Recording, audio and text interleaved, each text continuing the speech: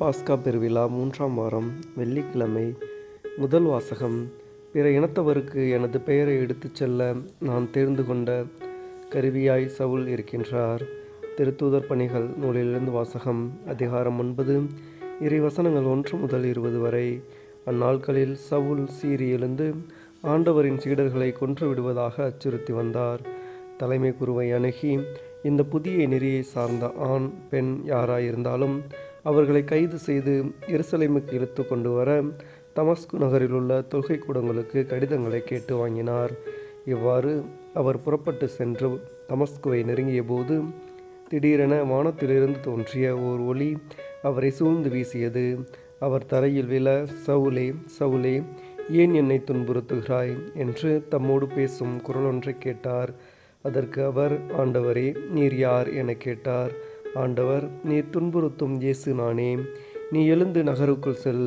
நீ என்ன செய்ய வேண்டும் என்பது அங்கே உனக்கு சொல்லப்படும் என்றார். அவரோடு பயணம் செய்தோர் இக்குரலை கேட்டனர். ஆனால் ஒருவரையும் காணாமல் வாயடைத்து நின்றனர். சவுல் தரையிலிருந்து எழுந்தார். தம் கண்கள் திறந்திருந்தும் அவரால் எதையும் பார்க்க முடியவில்லை. எனவே அவர்கள் அவருடைய கைகளை பிடித்து அவரை தமஸ்குவுக்கு அழைத்து சென்றார்கள். அவர் 3 நாள் பார்வையற்றிருந்தார். அந்நாட்களில் அவர் உண்ணவும் இல்லை, குடிக்கவும் இல்லை. தமஸ்குவில் அனனியா என்னும் பெயருடைய சீடர் ஒருவர் இருந்தார்.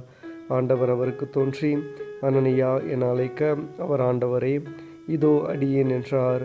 அப்போது ஆண்டவர் அவரிடம், நீர் எழுந்து நேர்த்தெரு என்னும் சந்துக்கு போய் யூதாவின் வீட்டில் சவுல் என்னும் பெயருடைய தர்சு நகரத்தவரை தேடு. அவர் இப்போது இறைவனிடம் வேண்டிக் கொண்டிருக்கிறார். அனனியா என்னும் பெயருடைய ஒருவர் வந்து தாம் மீண்டும் பார்வையடையுமாறு தம் மீது கைகளை வைப்பதாக அவர் காட்சி கண்டுள்ளார் என்று கூறினார். அதற்கு அனனியா மறுமொழியாக, ஆண்டவரே, இம்மனிதன் எருசலேமில் உள்ள இறைமக்களுக்கு என்னென்ன தீமைகள் செய்தான் என்பதை பற்றி பலர் கூற கேட்டிருக்கிறேன். உம் பெயரை அறிக்கையிடும் அனைவரையும் கைது செய்வதற்காக தலைமை குருக்களிடமிருந்து அதிகாரம் பெற்று இங்கே வந்திருக்கிறான் என்றார். அதற்கு ஆண்டவர் அவரிடம், நீர் செல். அவர் பிற இனத்தவருக்கும் அரசருக்கும் இஸ்ரேல் மக்களுக்கு முன்பாக எனது பெயரை எடுத்து செல்ல நான் தேர்ந்தெடுத்து கொண்ட கருவியாய் இருக்கிறார்.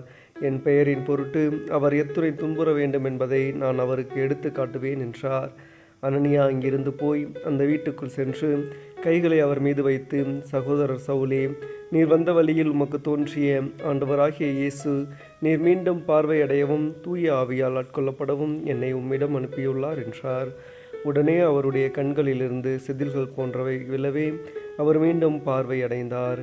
பார்வையடைந்ததும் அவர் எழுந்து திருமுழுக்கு பெற்றார். பின்பு சவுல் உணவு அருந்தி வலிமை பெற்றார். சில நாட்களாக சவுல் தமஸ்குவில் சீடர்களுடன் தங்கியிருந்தார். உடனடியாக அவர் இயேசுவே இறைமகன் என்று தொழுகை கூடங்களில் பறைசாற்றத் தொடங்கினார். ஆண்டவரின் அருள்வாக்கு. இறைவா உமக்கு நன்றி. பதிலுரை பாடல். பல்லவி. உலகெங்கும் சென்று நற்செய்தியை பறைசாற்றுங்கள். பிற இனத்தாரே, நீங்கள் அனைவரும் ஆண்டவரை போற்றுங்கள். மக்களினத்தாரே, நீங்கள் அனைவரும் அவரை புகழுங்கள்.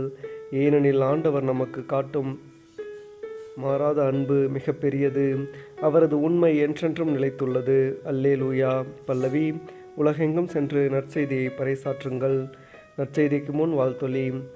எனது சதையை உண்டு எனது இரத்தத்தை குடிப்போர் என்னோடு இணைந்திருப்பர், நானும் அவர்களோடு இணைந்திருப்பேன் என்கிறார் ஆண்டவர். அல்லேலூயா. நற்செய்தி வாசகம்.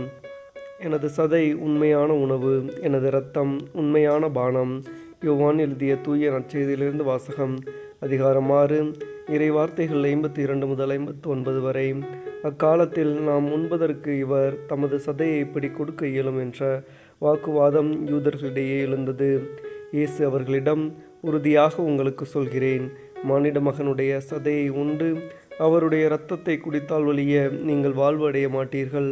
எனது சதையை உண்டு என் இரத்தத்தை குடிப்பவர் நிலைவாழ்வை கொண்டுள்ளார். நானும் அவரை இறுதி நாளில் உயிர்த்தெழச் செய்வேன். எனது சதை உண்மையான உணவு, எனது இரத்தம் உண்மையான பானம். எனது சதையை உண்டு எனது இரத்தத்தை குடிப்போர் என்னோடு இணைந்திருப்பர், நானும் அவர்களோடு இணைந்திருப்பேன். வாழும் தந்தை என்னை அனுப்பினார், நானும் அவரால் வாழ்கிறேன். அதுபோல் என்னை உண்போரும் என்னால் வாழ்வர். விண்ணகத்திலிருந்து இறங்கி வந்த உணவு இதுவே. இது நம் முன்னோர் உண்ட உணவு போன்றது அல்ல. அதை உண்டவர்கள் இறந்து போனார்கள். இவ்வுணவை உண்போர் என்றும் வாழ்வர். இயேசு கற்பர்நாகுமில் உள்ள தொழுகை கூடத்தில் இவ்வாறு கற்பித்தார். ஆண்டவரின் அருள்வாக்கு. கிறிஸ்துவே உமக்கு புகழ்.